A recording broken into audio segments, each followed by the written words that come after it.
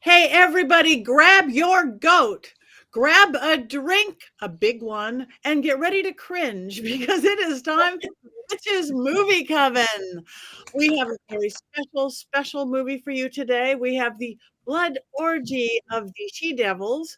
We'll get more into that later, but be prepared to cover your eyes on occasion, or ears, or anything you've got.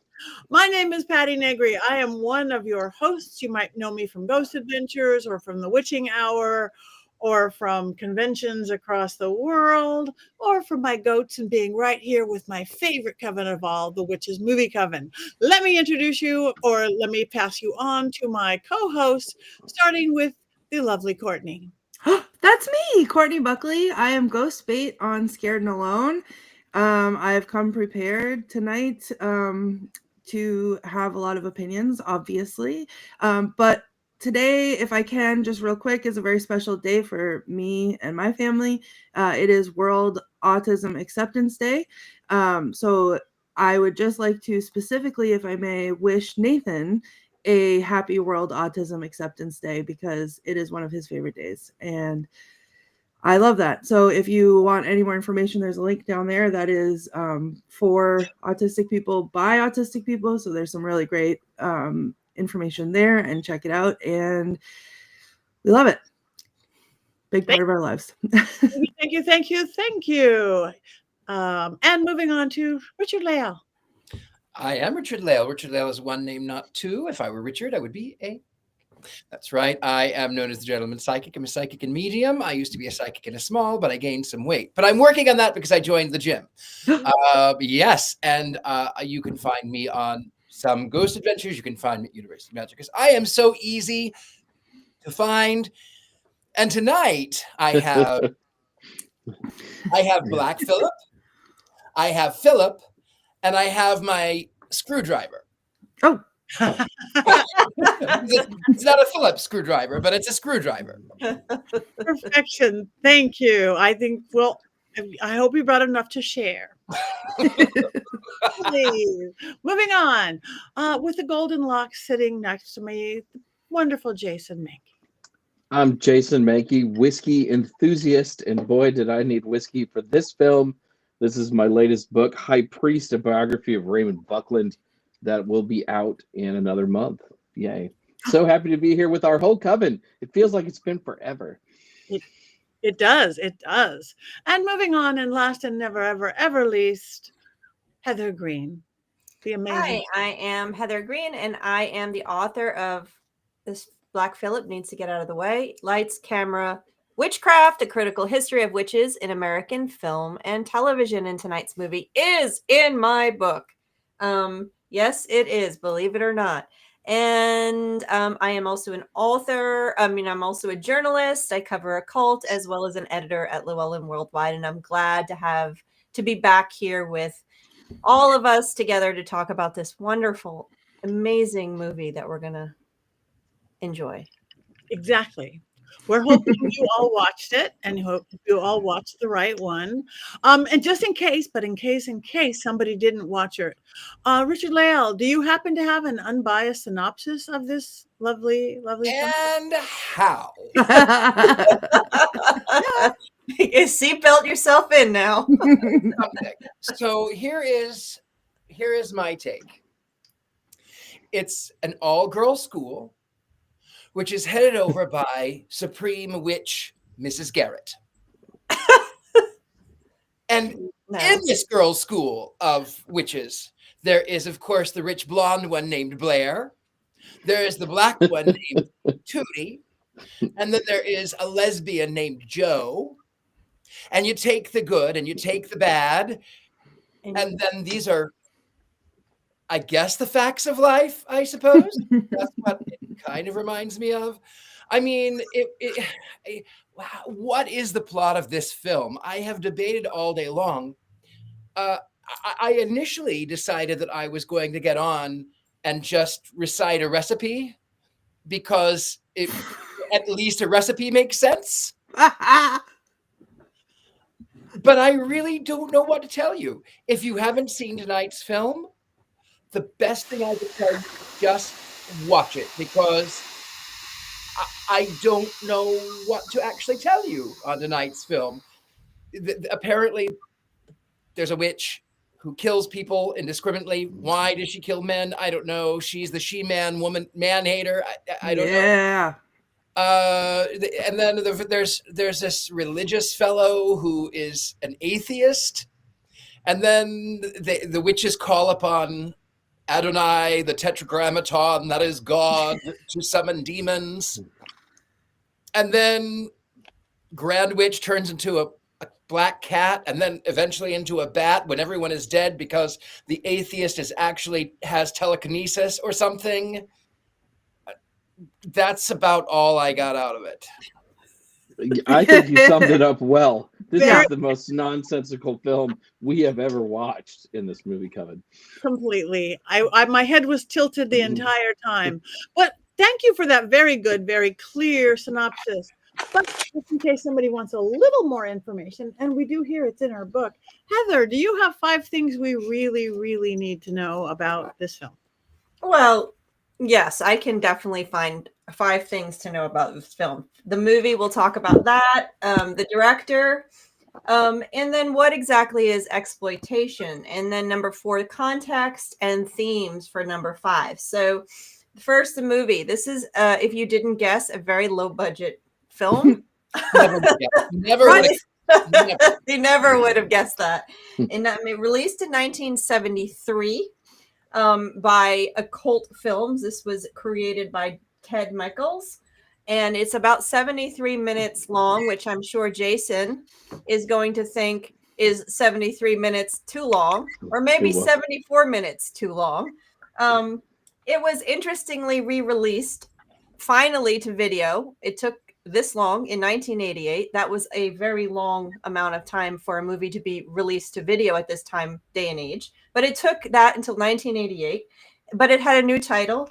And I want everyone to sit still for this. Are you ready? As if the title of this film wasn't good enough, it was re-released as The Female Plasma Suckers.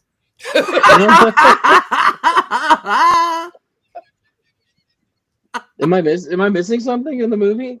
I think I'm just gonna end my 5 things right on that one. I should have saved that to the end, because that just takes the cake. Because the best part of this movie is the title, and if that wasn't good enough, its second title is even better. Female Plasma Suckers. So let's move on to the director, Ted Michaels, known as the Trash King, although he does not like that title. His other films that he is known for are Astro Zombies and Corpse Grinder. There it is. That's the Female Plasma Sucker video cover. Wow. Which has nothing to do with the film. Right. Back to the director, born in 1929. He died in 2016. He came from, his family was from Eastern Europe. He was raised in Minnesota, and his mother was an herbalist. So those are some interesting things about him. He got into film, was very interested, and I read some interviews with him. He really loved what he did, and he was pretty well known in Hollywood, did lots of different things. Of course, he loved making these B, C, D, Z level movies. He also did allegedly say, but I do believe it is honest, that he did a lot of research on witchcraft and the occult before doing it. And you can see that in this film. As great as this film is, you can see that he was plucking things here and there from various random books that he read and putting them together into whatever he created. He wrote the script in exactly 5 weeks, I think it was, 5 days. No, he wrote the script in 5 days, and he after research. And of course, I'll get to that research in a second with context. So this was the 1970s. So now I'm going to go into the story that kind of introduces this whole thing. So during this period of time, you've heard me tell you before, this is when the production code of old Hollywood disappeared. Hollywood realized it was not able to sell tickets anymore to the changing audience, so they got rid of their antiquated code and came up with the rating system that we know today. That happened in the late 60s, 68 or 69 is when it went away. And then we went to the rating system. When that happened, all of the regulations and all the censorship was gone. So, like I say, when I do talks about this, all hell broke loose. And when we talk about witch films, that's actually quite What literal. films? Which films? Okay. Okay, that's I'm gonna have to start hexing. So anyway, all of these occult films, all subject that was regulated before, was not allowed, suddenly burst out all over the film world, into the film world. And so we wound up with something called exploitation films. There's exploitation films of various subjects throughout this time, this early 70s, late 60s. You have blaxploitation, that's a genre. You have sexploitation, that's a genre which turned into the porn industry. You have all kinds of, and exploitation films basically are largely B or worse films. They exploit some concept or theme that is usually controversial to some degree. And in the case of these films, of course, it's witchcraft. Now, of course, number 4, witchploitation. That's what I call it, is because we had a rash of this. Now, what happened was, why did we have a rash of witchploitation films in the early 70s?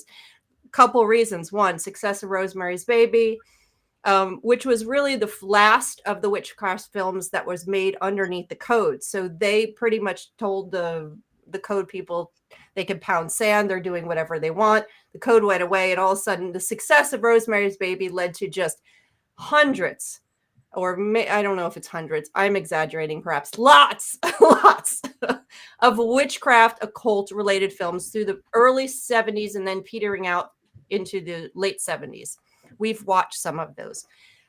Also, because at the very same time as all this was happening, modern witchcraft, the stuff that we practice, was finally coming out of the shadows and really launched itself into the public eye, whether it was Buckley, which Jason can talk about in detail, or whether who actually was involved in some of these films, or he tried anyway several times, and he was involved.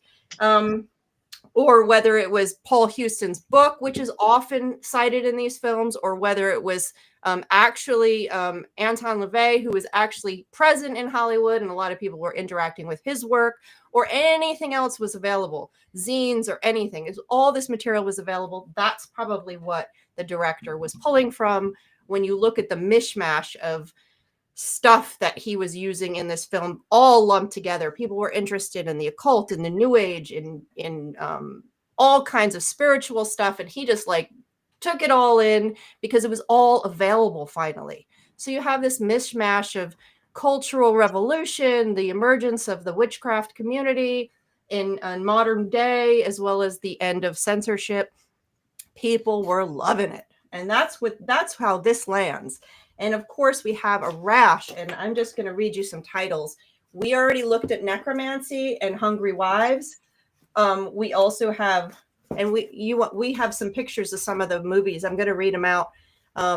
We have, let's see, Crowhaven Farm. We have Psyched by the 40 Witch, which is actually I've never seen, but is on the pornographic side apparently. Warlock Moon. Blood Sabbath. I'm just going to read them out. As a Mark of the Witch, that one is really interesting. Sex Rituals of the Occult, that one is very hard to find. I have not seen it. Adults only, please. And we also have a bunch of other ones. The Brotherhood of Satan, The Daughters of Satan. We have that one with Tom Selleck. Ooh.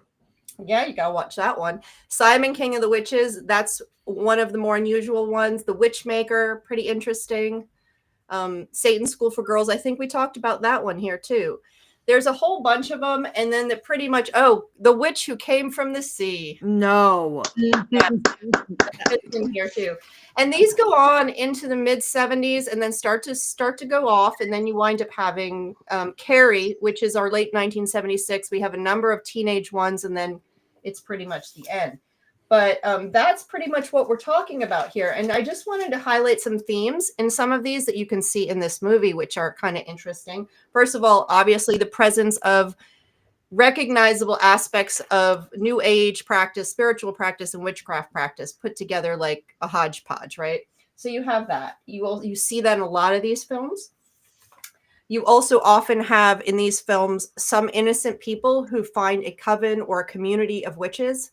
Like the area is infected with evil stuff, and you see that in Rosemary's Baby. You see the necromancy, etc. You also often have young girls half naked. They dance quite frequently as well, and also a middle-aged woman who's very so often is not wearing a shirt. But this case, she was wearing a shirt most of the time. But you have that. It's very common. They either like to kill or harm or disable somehow a young man. That's a very common theme. You have that here. Or in the case of Rosemary's Baby, it's a couple. Sometimes you have the witches are dead witches from 200, 300 years ago. That's not the case here. That's the case in the Tom Selleck movie. You often have a professor, and you see that in later movies too, a professor who is schooled and knowledgeable about all things occult or the powers of the mind. You often have that as another theme here. And you can see some of the language he's pulling. Visago, very commonly used in the 70s, the demon, the Key of Solomon, spiritual guides, psychometry, the using words like karma, meditation. You can hear the 1960s New Age in the language he's pulling in here. So it's kind of interesting. I think this one is very, very much a replica. It's very much common for these type of films. So that's what you need to know about this movie. And now we can hear the opinions of how much everybody enjoyed themselves, and can't wait to see the sequel and the musical. Exactly. Right, musical. Courtney? I Right? would watch the musical. We could write the musical, Courtney. Oh, I'm in. Okay. Well, I'll talk to you after the show. Perfect. All right. Does anybody specifically want to go first? Patty does. Okay, I'll go first. Yeah, I really did watch the whole thing, head tilted, mouth open, going, this is truly one of the not great, is worst move I've ever seen. I'm sadly, it's just a little bit enough before my time, or otherwise I might have been in this film. Dodged a bullet. Dodged a bullet. I dodged a bullet. But I could not get past the costuming, and just that early 70s look that could have held me if nothing else. Was they worked hard on those outfits. I mean, I really think they do. Not that they had a real costume designer, but just because it's low budget, do you have to have such bad makeup? I mean, cheekbones, a black stripe on this evil woman. I wanted to go up on the screen and just give her a little shading all the way. So it's like, you could kill people so easily, but the makeup along the way. I love the horrible dancing. I love the horrible girls who didn't know what they were doing. I loved hating this entire thing, but I should have taken notes, because there was just so much hitting me from all sides with each of the characters, with each of the non-plot line. And I didn't, but I didn't. I don't even know what to say. Somebody go first, and then I will jump in. I have some things to say. Please. I will say that the costuming did bother me, but only when they're claiming to be Salem, and witches were burnt in Salem. I know Courtney's going to talk about that. And you could even see the last time you died. And when did she die? Like a year before? Because are these Puritan costumes? No, these are 1970 costumes. Like, she's the same woman. Did she die literally 1 year before this? Because that was why I just kept looking, and I went, a little effort. I mean, you could have put on a buckle on your hat or something and been a little bit more period. I mean, and then what is with all of the fat naked men? I watched this film hoping for T&A, or as we like to say, boobs and butts, and the only boobs I saw were on shirtless fat men. That's very unusual for these films. Very unusual. Usually there's lots of boobs and butts. Yeah. I was very surprised. I had forgotten that. Yeah, no. They didn't get the memo. Right.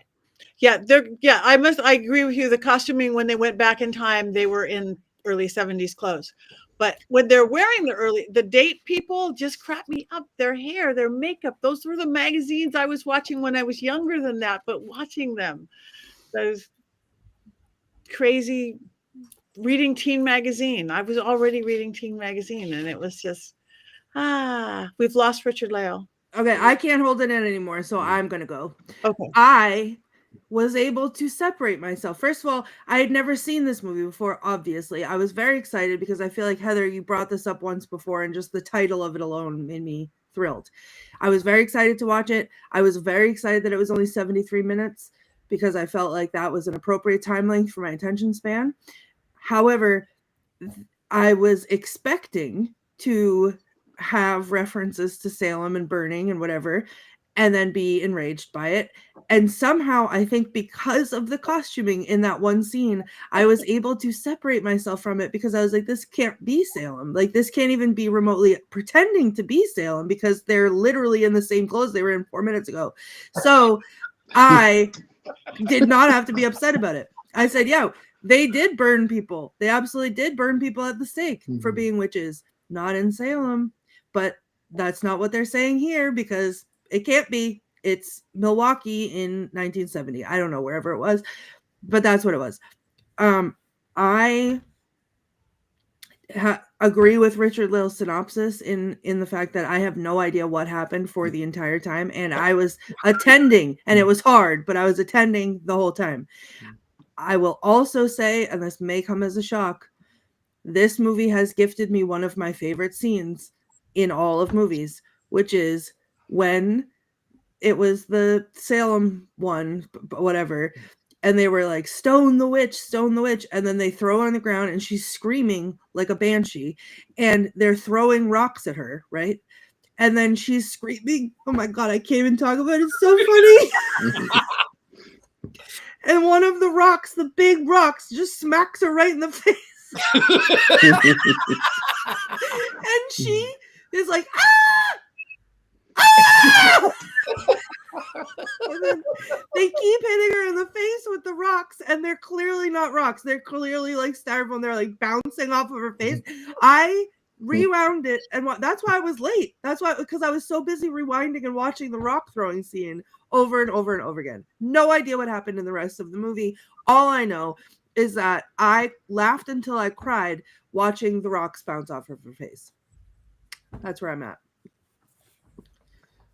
I was watching this, and in some ways it reminded me of a sketch comedy show, or perhaps a movie that is basically a series of sketches like Monty Python and the Holy Grail, because something would happen and then they would go and do something else that was completely not connected to anything else.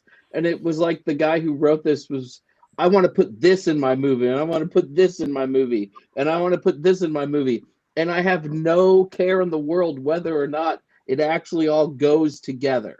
Like, oh, I need to have a seance in the movie. So now all of a sudden the woman is a spiritualist who's the witch and doing seances. And then I need to show people coming back from the dead, I guess, because people get shot and then turn into a cat. And then she resurrects her henchman from the dead, and he's a zombie, and then he seems okay later in the film, and nobody seems to care. But that's what it reminded me of. It was just like these little hits of ideas and stories that didn't fit at all. And there were times, this movie's terrible, and I don't recommend anybody watch it, but I did laugh a lot because there were just so many moments where it's so bad. You can't help but laugh. Like the end of the movie, the house has a purple haze on top of it or something, and then they want to stop the evil. I love these rays of like beautiful light coming down on me. Do you see that in the picture? Like I'm majestic tonight. And then like the guys out, the old white guys outside are like doing this, and then they make everything stop because I guess that's what old white guys do, even in the 70s. It was just such a weird film. Weird. Oh, you remind me of the seance. Richard-Lael, we could get some nice seance tips from this for both of us. And the squaw woman. Yeah. Well, and that was what made me laugh too, was she says, I contact my Indian spirit guide. And I thought, okay, she means Indian, as in from India. Right. And his name is Titiwana or Tikiwana or whatever it was, which is not a Native American name. And then she talked like this. How, pale face? Squaw over here. I do not use prepositions. How? I am not racist. How? How you think I racist? Yeah. It was uncomfortable. Yeah, let me jump in. And if you remember last week, I mentioned we were watching Clash of the Titans, and we were looking at that movie, and the bad guy, he had the symbols and sort of that quote unquote native look, that's very typical of Hollywood, and this is another instance of that. And this is something, a legacy Hollywood really had, and it really, I don't know if it's fully gotten over. I'm not going to even comment on that, but this was very, very, very common, especially in these films. One way to indicate witchcraft and to indicate negative things, especially magic, especially spiritual stuff, was link it to what I call in my book othering, to link it to foreign places, to foreign cultures. Specifically, you see South Seas is one very common. Another one is Haiti. Big surprise here, given recent events. Very, very common, Haiti. And another one is Africa. So you'll often see, notice in that scene that he just put up here, you often find a black man hitting bongos in a lot of these movies. Very, very common. That's one of the cues. And then, of course, the henchman with the horns. I don't know if he's supposed to be the horn god or what he's supposed to be, but he's also has darker skin. So they would use. What happened? I missed it. It's the dude with the mutton chops that go directly. Oh, is that the guy? I didn't notice. So there he is. We don't know what that is. That's something. That's a choice. But you'll often see movies like this. They'll use symbolism from these countries, from these cultures, as well as black and brown bodies to indicate negative, stereotypical magic. It's that institutional racism you have in Hollywood that is this legacy that is lived on. And so that's what you're seeing here. And it's horrific and it's uncomfortable. It was horrific. Yeah, you have to take a shower after you watch a lot of movies. Especially I'm sorry to interrupt. No. My mother was Cherokee, and so I do have Native blood in me. And I think if I were to attend a seance and the conductor of the seance starts speaking as if she's in some 1930s Western, I would pack up and leave. I would just walk out. Yeah, it's horrific. All of it's horrific. The subtle stuff as well as the not so subtle stuff. It is. And they don't often use Native American, but that happens to some extent. It was very, very prolific in the early silent era where they would use Native Americans. And then it switched over to the South Seas and Haiti and Africa. So it's really horrific. And you can trace that thread through my book on how that looks. You have to take a lot of showers after you watch some of these movies to clean your spirit of the horror. I needed to smudge. I did. Yeah, seriously. Okay, I get something's low budget. I get you can't afford costumes. I get they only took 5 days to write the script with 9 years research. But does the acting have to be that bad? You don't like the screaming? The high priestess screaming? Talks like this. What is that? I'm seance in ritual work, and we put our passion into our spells and working, but shut up. Oh, and that's not even it. Like, I watch everything with subtitles, and our movies are no exception. And I watch this movie with subtitles. That's how I get quotes correct, or as correct as I can. And this movie, 90% of this movie, the subtitles were wrong because you couldn't even understand what they were saying.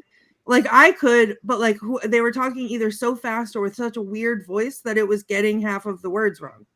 It was wild. Also, I would like to file a formal complaint because for a movie that is named Blood Orgy of the She-Devils, there was no blood orgies, and I feel duped by that, and I wish there was boobs and butts. Worst orgy ever. I'm ordering that immediately. Yeah, that's truly were they orgy. I mean, I have gone to supermarkets that had more sex appeal. Okay. And there wasn't even that much blood. Like there wasn't even enough blood to have blood in the title. So the things that I was looking forward to in this movie, the blood, the orgy, the boobs and butts, none of it happened. But rocks bouncing off of people's faces did. So you know what? I can't. And meanwhile, when she gets shot, this is how she dies. Except the guy she doesn't, and she doesn't. Then she doesn't really die. She just turns into a cat that's never explained, and then gets right back up to doing things. And everybody had to hear those gunshots, right? Like nobody comes running in to figure out what's going on. That took me right out of the reality of this movie. I was into it until then, and then that's what took me out, Courtney. Like I couldn't do it. You know what? Then. The part that took me out of the reality of it was when she was using the voodoo doll and she was stomping on it, and the guy was writhing around on the ground, and then she crushed his head with her heel, and he's bleeding from every orifice on his face, which finally, thank you, some blood, and he's laying there with his crushed in head, and he blinks. What? You're dead. Well, on that topic, Courtney, there was another thing about the voodoo doll that irritated me. The lizard. She clearly takes the doll. I'm going to use Black Phillip. She clearly takes the doll, and she takes a pin and she sticks it into his right leg. And then it cuts and he grabs his left leg. I went, that's the wrong leg. Did no one see? It's the right leg. I will admit I was a little bit impressed with some of the magical operations when she gets the guy to basically choke to death and she puts his doll in a big tub of water and then holds it down.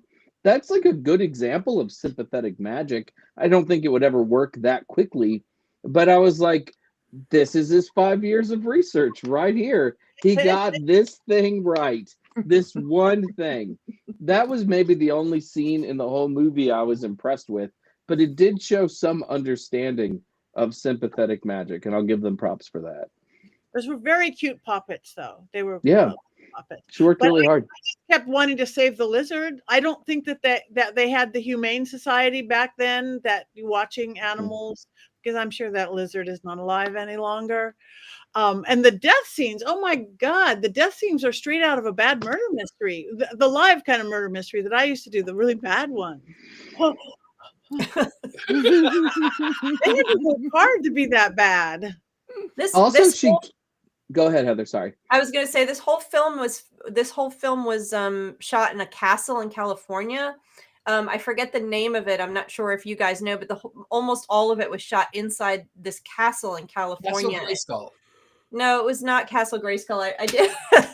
I think that was it Hearst Castle? No, it wasn't Hearst. It starts with a C or an S. I can't remember the name of it. I can quickly look it up. But it was there's some castle in California, and he did the whole thing on one set. Crap Show Castle. C and S. Crap Show Castle. And when they went outside, White Castle. Most of the scenes took place in the manager's office. And when they were outside in a car, there was the pitch blackest outside. You never saw a road or a street or the sky or a city, or they're in the country, just a car pulled up in blackness. Also, so she kills the guys from India. That's another weird thing, that these guys were from India and we're going to pay her in rupees, which I thought was really funny. And then we'll pay you when it's done. And then she kills them after they try to kill her, but she never collects the money, right? I mean, that's witchcraft 101. Get your money, honey. Well, they were coming. She did not fulfill what they wanted. Like, who are they trying? She was trying to kill somebody for them, and it was she killed the ambassador. She that's there the you one she go. put That's right. underwater. She Right. did her job, and then they were like, "We must kill her to tie up any loose ends." That's and then She's too powerful for us. If she's that powerful, she can work against us. Right? Yeah, and that brings up one of my favorite lines in the whole movie, because when he sends his bodyguard to kill her, the bodyguard says, "Let's go to work, baby."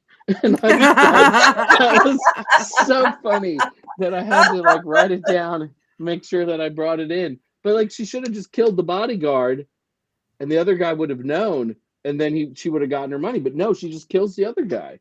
Like, when I take that kind of contract work, I make sure I get paid, you know? Right. Yeah, I kill the spouse, and then the other spouse comes over and, pays me so that they don't get in trouble. That's good witchcraft. And good business. She's not a businesswoman. No, she's not a businesswoman, clearly. And her coven of young women are not dancers. Not dancers at all. Not dancers. That is just when that one woman gets up, the solo dancer, and she's dancing around. I'm like, you have not even taken one day of dance lessons. I'm sad for you. Point that foot. When you pick that foot up, point that foot. What's going on? The best thing though is when we do Witches Movie Coven live, though, we're all gonna do that dance for everybody in the audience. We can do it. Mm-hmm. That's how we'll approach. Yeah. Yeah, Courtney's got it. There we go. Some gyrating, some thrusting. That's it. Yeah. No skill whatsoever. Yeah. Thumper's going to choreograph, apparently, so it'll be great. Are we going to be wearing those costumes, though? Because, I'm going to be wearing a Christmas tree, obviously. So. That's true. Oh, and her beginning outfit was such one of those, like, just a leotard. It was a dance, stretchy leotard I remember from those early 70s going into that whole thing. It's like, that's the weirdest witch outfit ever. It was definitely something. It was a movie. We watched it. I will tell you, one of the things that drove me the craziest was, I lived in LA. I was in film. That was what I did. What drove me one of the craziest, yes, the weird costumes from the 17th century, which was not, was the lighting, which was a little bit like, the lighting was a little like this the entire time. And I went, why? And then not only is the lighting like this, but then she does these weird spell things, and the light is even more covering her eyes. And I went, why? It's not that hard. Look how much better I look. The light is here. I don't have shadows behind me. You see? The light is in front of me. It weirded me out. Choices were made. If you want to watch another one with a high priestess similar to Mara, you can watch Blood Sabbath. I confuse them often when I was writing my book. I'm like, no, that's Blood Orgy. No, that's Blood Sabbath. But there is another. Well, there's tons of these. I mean, look at my book, the list for that chapter, and it's just one after the other. I've named some of them here, but if you enjoy this type of film, and there's plenty for you to enjoy, Blood Sabbath is one similar with a similar priestess, and I think that's the one where the high priestess walks around without a shirt on. Oh. Yes, and Tom Selleck is in Daughters of Satan. That was a big surprise, like Orson Welles in Necromancy. A big surprise. Or we saw the Satan School for Girls had some notable people in it. Sometimes famous actors do get into these B films. It's not unheard of. Satan's School for Girls was made for TV, though, wasn't it? Like, it wasn't a real movie. It was a real movie. It was just on television. Yeah, I don't know. I'm with Quentin Tarantino. If it's not released in theaters, isn't really a movie. The history nerd in me, though, I do really think they used Mastering Witchcraft, though. There were things from the movie that I felt like were in this book because Yes. this is not really a traditional witchcraft book in a lot of ways. So I will say they did a little bit of research. And then I love old 70s paperback books about witchcraft. This is from 71. And if you look at it, I mean, Sybil Leek, Louise Huebner, you know, were real witches that practice witchcraft like we would know it. But then Charles Manson, Anton LaVey, right? That's not what we do. But there were a lot of people in the 70s. It was all the same, and it all sort of blended together. And when you did read about it, you were led to believe that this was all connected, despite people like Raymond Buckland or Sybil Leek or Louise Huebner saying, no, what we do is very different from Charles Manson and Anton LaVey. But, you know, if you were just, you know, the average person, you'd go to the grocery store and you'd find this book on a spinner, and there you go. It's all connected in your brain from there on out. Yep. And let me just tack on to that. Mastering Witchcraft is used in a lot of these films. It's very, very obvious. And Paul Hewson was actually a screenwriter in Hollywood. So it was very accessible, and he was there. Now, he's not listed ever, except for a TV show, and we might get to watch, that he actually wrote. He isn't ever listed as a consultant, unlike Raymond Buckland, who's really the very first notable person that was listed as a consultant for necromancy. But Paul Hewson's book was most certainly used in all of these, and it would have been very accessible given that he was a screenwriter in Hollywood at the time. And it's from a major publisher. It's not even like a Llewellyn book. It was Putnam and Sons. You could have found it anywhere that you went to buy books. It was hugely influential. Yes. And you can see it. We watched the movie Midnight Offerings, if you remember the teenage film. That's directly right out of that book. That's a very obvious one too. So all right. So you guys are getting a gist of how we like the movie, just a little bit of hints here and there. Do we have anything? Oh, the costuming though. Oh my God. Was that guy supposed to be a college student? Because at one point he talks about his professor, and you're like, wow, I mean, good for you going back to college later in life, I guess. In the 70s, they looked older. Everyone looked older in the 70s. True. Yes, let's talk about those shoes. Let's talk about those shoes. Yes. I did not have a pair. I did not have a pair, but I probably wanted one. I wanted one because I was looking at my mom's magazines. I wanted one. I was so close. Yeah, I do like the poppets. Yeah. Anyway, Courtney did not do quotes, but I hear that Jason did. No. Courtney's got a special thing to do. Yeah, I didn't do quotes, but that doesn't mean I slacked off because I watched the whole movie. Okay. And in order to pay attention, I had to do something to process the movie, which was not quotes because I didn't like any of them. And I was listening to them. Was it crying? It was not. And it was not screaming. It wasn't screaming. Well,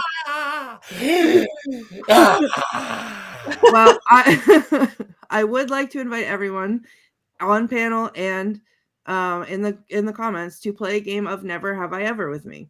So if you are unfamiliar with Never Have I Ever, you hold up 5 fingers. And if you have done the thing that I say, you put 1 finger down. Okay? Okay.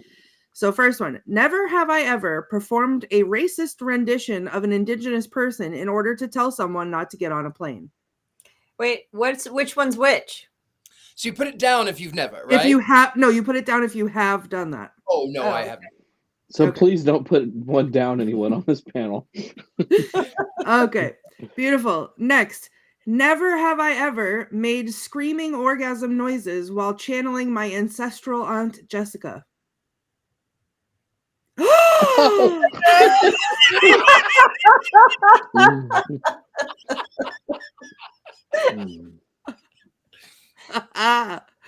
Okay. Next one. Never have I ever put a voodoo doll in a jar with bugs, but I am taking notes. There you go. Right. I'm gonna try it, honestly. I was very interested in that part, not the lizard part, because I, like Patti, felt very uncomfortable about the lizard part. Never have I ever laughed as hard as when I was watching someone be stoned to death never have I ever laughed as hard at someone being stoned to death as I did when multiple stones bounced off the lady's face. I think I put have laughed harder, I think. I don't think I have. Never have I ever seen a glowing green house and then had a calm collegiate discussion in the driveway before doing witchcraft to combat the witches. And lastly, never have I ever sat in front of a mirror in order to take myself to a past life 73 minutes before this life so I could unwatch this movie.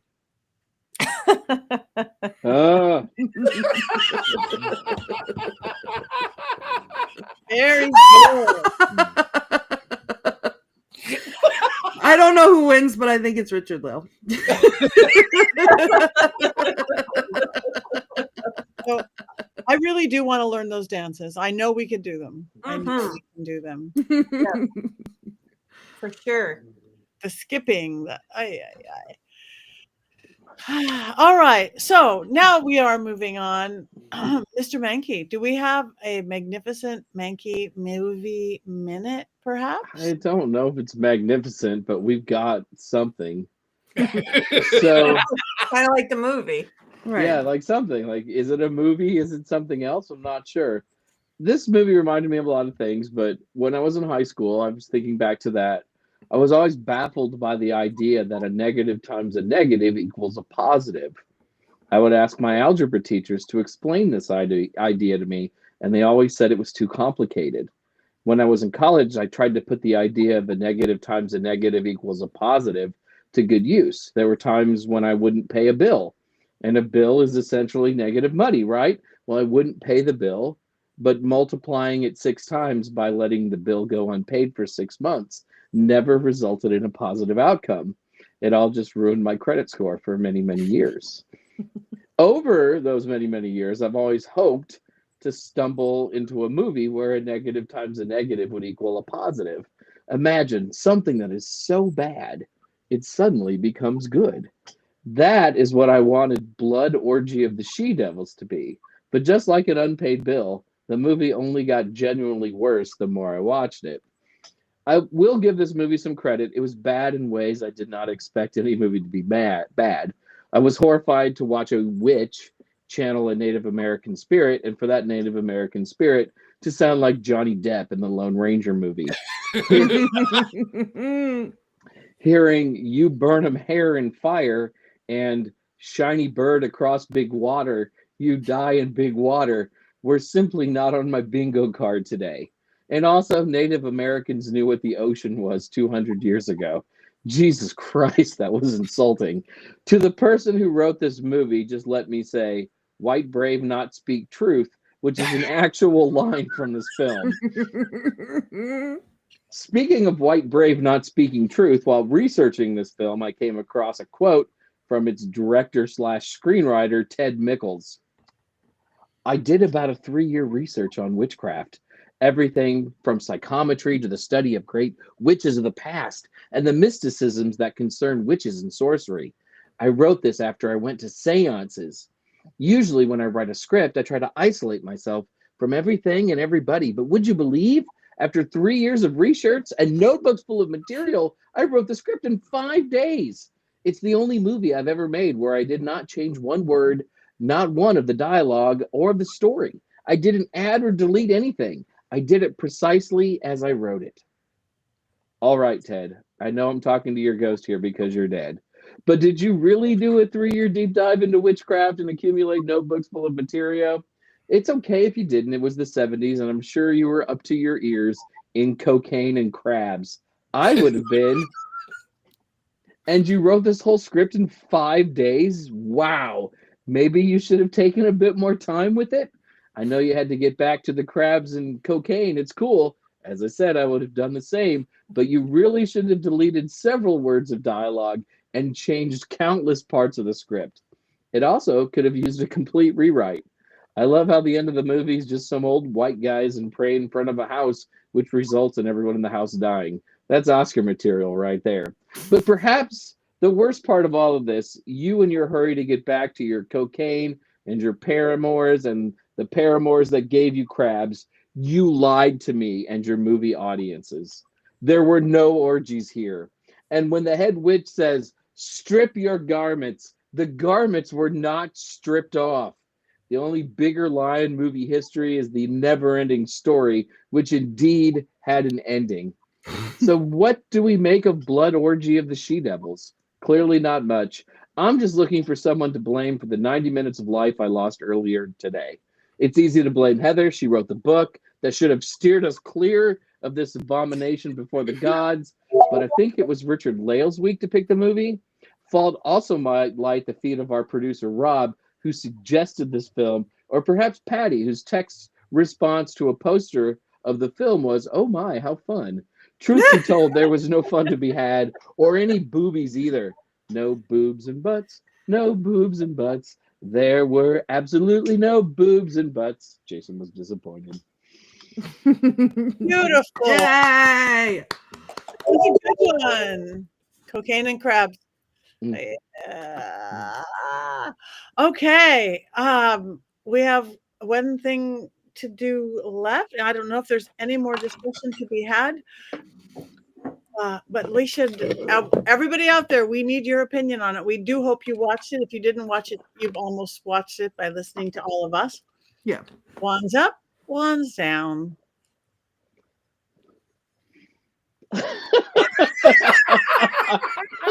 Courtney, what is wrong with you? I can't stop laughing about the rocks bouncing off her face. It saved it. Is it worth was the terrible. other 73 minutes of angst and pain?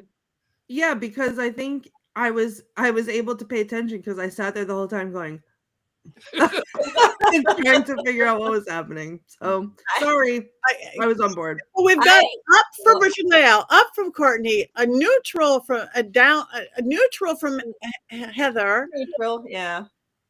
I couldn't get past a lizard or a big BDSM guy beating a kid. If it had some boobs and butts, maybe I would be down. But it lied to me. That is unforgivable. Unforgivable. My neutral is kind of like, because as a film historian and as a witch film historian, and because I love watching these stupid 70s films, it's a up, but it's a terrible film, so it's a down for that. So I'm giving a neutral, but I would rather watch this than Clash of the Titans. I said it. Yes. Oh, Yes, I would. Yes. Oh. Thank you, Richard-Lael. Turning Much off my better. light in the summer does no good, so I will just put my thumb over my camera. Okay, let's look at everybody else. I would have not. I'm glad I watched it, I must say. So we've got wands up and horns up. From Kelvin, thumbs down. Forgot today. Wands down, down, down. Buried so deeply it will never be dug up. Wands in celerity with Courtney. Okay, we can chat at the end, or instead of chat. Anyway, yeah, just what are we doing next week? Willow, to honor the late great Val Kilmer. Yeah. Wands up for Val Kilmer. Wands up for Val Kilmer. Rest in peace. Beautiful, beautiful Val Kilmer. So Willow, everybody find it with Val Kilmer. And we have a few minutes left. Does anybody have anything coming up that they want to talk about? I will be in Scotland next year. You can go to the Traceless Tours and then go to the Sacred Tours. And that is where I will be. I will be in Scotland in, I think, June or July. I'll let you know a little bit closer. I forgot. Thank you. So look for Scotland next year. Anybody else? I'm headed to Washington, D.C. tomorrow to talk about witchcraft and paganism in front of journalists, a crowd of journalists at a convention. So I'll be doing that tomorrow and Friday, and then back here. And Mystic South planning starts. Mystic South is in July. It's another big convention similar to the ones that just happened. Paganicon, where I was able to see Jason, and then Sacred Space, which was last weekend. So we'll be starting that. So if you're interested in Mystic South, go to the website, check it out, and start your plans to come to Atlanta in July. Yes, I said that. Atlanta in July. The weather is fantastic from what I understand. It is, especially when you have no air and heat like the first year we did Mystic South. So yes, it was fun, and it is hot here, but you're inside at the hotel and you can enjoy it thoroughly. The air conditioning, that is. Mystic South is wonderful. And I was there the year the air conditioner didn't work, and I survived, though my hair was not what I wanted it to be. I remember. I remember you coming to me in a frantic panic. Does it go straight? We have no more curly. Oh, I don't remember that. It just goes crazy. Like it just goes whoop. Like that's what mine does too. Yeah. It was a sight to see. It was terrifying. Not nearly as terrifying though as Blood Orgy of the She Devils, but that guy's gonna haunt dreams. Oh, I forgot one joke I was gonna say. Put that picture back up, Rob, if you can. I've always wondered who the father of the QAnon shaman was, and there he is. That's what he was. Yeah, there he is. He's right in the background. Right there. If you like jokes like that and enjoy me, you can also see me at the Spring Mysteries in Seattle, Washington in 2 weeks over Easter weekend, which starting on the 16th of April. And then in May, on the 10th, I will be with friend of the show and auxiliary coven member, Thumper Forge, at the Austin Witch Fest, where we will be doing a dance. Austin Witch Fest. 2,000 witches in Texas. Uh-oh, what did I miss? Oh, no. 2,000 what's in Texas? Witches dancing like that? I'm gonna go back to my whiskey. I'm done. Okay. All right. Yeah. I'll be talking then. Big book releases coming up from Llewellyn. We have two big book releases. You guys should talk about that. Yes, look at that Dollcraft. You could make puppets just like the ones that can kill leaders of whatever. I've never been as that pretty, but they have never been that evil. So yes, June or first week of June, Dollcraft. I'm so honored, and Heather did the foreword, and she's my Llewellyn person, and I'm so excited. Thank you. And Jason's. We got two. Oh, yeah, and then High Priest, the biography of Raymond Buckland. I pimped that at the beginning of the show. I know, it came up on the screen. There's a point now, though. Like, it just, just feels evil to talk about it that much. But yeah, look at that. Look at that glow around the book. I spent 2 years of my life writing this book. Please. And then 5 days writing the script. Right. 5 days. Then I spent 5 days writing the book and it shows. For all that research. That's good. Yeah. If anybody's near Scottsdale, I'm going to be in Scottsdale April 10th at the it's kind of a women's empowerment thing at Neiman Marcus in Scottsdale. That should be fun. And then I'm headed off the next day to Midwest Metaparacon in Eau Claire, Wisconsin, which should be fun. And then I'm doing an online thing with my friend Rod Thompson from Ghost Finders. We're doing a little reconnecting online gallery. We've always been doing them live. That's our first time. And then I'm headed off to Hickory, North Carolina for a weekend at my friend's shop, Crescent Moon. So lots coming up. So for all of us, we know we leave you speechless here with the brilliant entertainment we give you. So just go to our websites, follow us. Oh yeah, I have a ghost event. I have a couple new shows. One I'll tell you about. I've one that I won't tell you about. It's on the 13th. Filthy Treasures. You could see the scary side of Patti. Electra side, Filthy Treasures on Discovery. And the very next week, finally, these ones I've been shooting of Ghost Adventures. This is a good one, though, if you like Houdini. And we went to conjure Houdini at the Winchester Mystery House, where Houdini stayed for an entire month to try to debunk it because he was a debunker. And after he stayed there for a tiny month, he never got big on debunking. Just saying. We had his one living relative in the whole world, one blood relative left, and it was a pretty crazy one. That's on the 23rd, also on Discovery. So, and I have next week a one we just shot at Suicide Bridge. Yes, last night, the night before last, all night, on my overnight crew, and that we got the spirit. They were trying to learn to do it without equipment, but I was trying to like mediumship and just to intuition, but the equipment said people's names. It called me a witch medium. It was What medium? Witch medium. So anyway, that I think is going to come out next weekend on YouTube with overnight. So come see all of Overnight with Elton Castay. Thank you, beautiful producer in the background. So lots of fun stuff. And everybody get your merch. You can get t-shirts like Worst Orgy Ever. And all these beautiful quotes from Courtney. You could get a Richard-Lael pillow.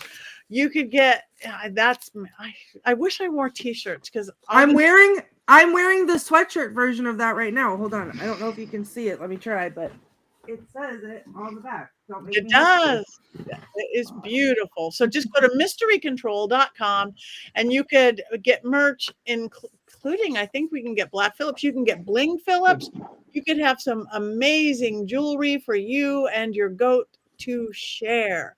So join us here next week, same time, same channel, same place. And we have one last thing to do. 1, 2, 3.